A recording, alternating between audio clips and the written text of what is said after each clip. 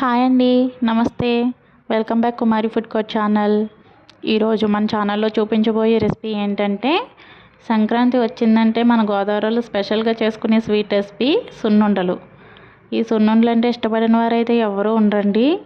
ఇప్పుడు వీటిని నోట్లో వేసుకుంటే కరిగిపోయేలా ఎలా చేయాలో మా అమ్మమ్మ చేస్తుంది, చూద్దాం పదండి. ఫస్ట్ అయితే మనం మినుములు కొనుక్కొని వాటిని బాగా దోరగా ఫ్రై చేసి ఈ విధంగా చెరిగితే మనకి ఇలా పప్పు అవుతుందండి. ఇదివరకు అయితే మన ఇంట్లో అయితే కొన్ని సంవత్సరాల క్రితం అలాగే మినుములు కొనుక్కొని ఫ్రై చేసుకుని ఇలా పప్పు చేసుకునేవారు. కానీ ఇప్పుడు అలా ఎవరు చేయట్లేదండి. బయట రెడీమేడ్గా అమ్మేస్తున్నారు ఇలాగా పప్పు చేసింది. దాన్ని కొనుక్కొని తెచ్చేసుకున్నాం మేము కూడా.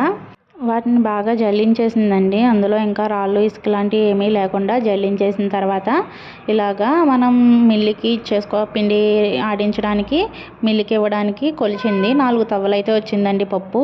వీటిని మిల్లికి ఇచ్చి ఈ విధంగా సున్నిపిండిని కింద రెడీ అయిపోయింది.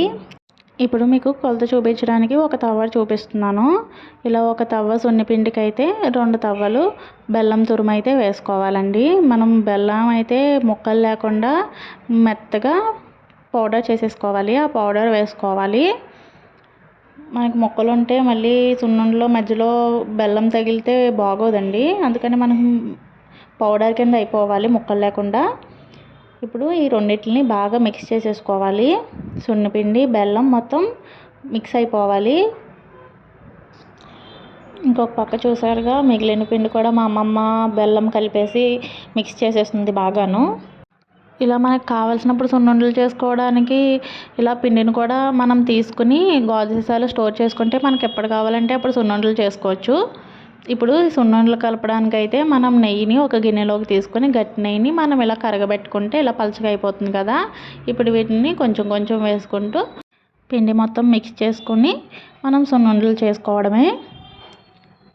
ఈ నెయ్యి కూడా బాగా కలిసి ఉండయ్యేంత వరకు సరిపోయేంత నెయ్యి వేసుకోవాలండి. మనకి సున్నుండలు అంటే క్రిస్పీగా ఉంటేనే బాగుంటుందండి. మనం పిండి ఆడించేటప్పుడు మరీ మెత్తగా మనం పిండి కింద ఆడించకూడదు. కొంచెం మురుము ఉండాలి. అలా మురుము ఉన్నప్పుడే మనకి తినడానికి నోటికి బాగుంటాయండి కమ్మగాను. అలానే మెత్తగా చేసుకుంటే మనకు నోటికి పైన నాలుగు అంటుకుపోయి మనకి తినాలన్న ఇంట్రెస్ట్ రాదు. అందుకని ఎప్పుడైనా ఆడించేటప్పుడు కొంచెం మురుముంచుకుంటే సున్నుండలు అనేది టేస్ట్ చాలా బాగుంటుంది. చూసారుగా మనకి సున్నుండలు అనేది రెడీ అయిపోయింది. మనం నెయ్యి ఎంత కావాలంటే అంత వేసుకొని అడ్జస్ట్ చేసుకుంటూ ఈ సున్నుండలు చేసుకుంటే ఎంతో టేస్టీగా ఉండే నేతి సున్నుండలు రెడీ అయిపోయాయి. వీటిని మా అమ్మమ్మ స్టోర్ చేసేస్తుంది ఒక డబ్బాలో. మేము ఇంటికి వెళ్ళినప్పుడల్లా ముంబైకి ఒక డబ్బాడు సున్నుండలు అయితే పట్టుకొచ్చేస్తున్నామండి. మాకైతే మా అమ్మమ్మ చేసే సున్నుండలు అంటే నాకు చాలా ఇష్టం. అందుకని మాకు వెళ్ళినప్పుడల్లా చేసేసి ప్యాక్ చేసి ఇచ్చేస్తుంది. మీరు కూడా తప్పకుండా ట్రై చేయండి. ప్లీజ్ లైక్ అండ్ సబ్స్క్రైబ్ చేసుకోండి.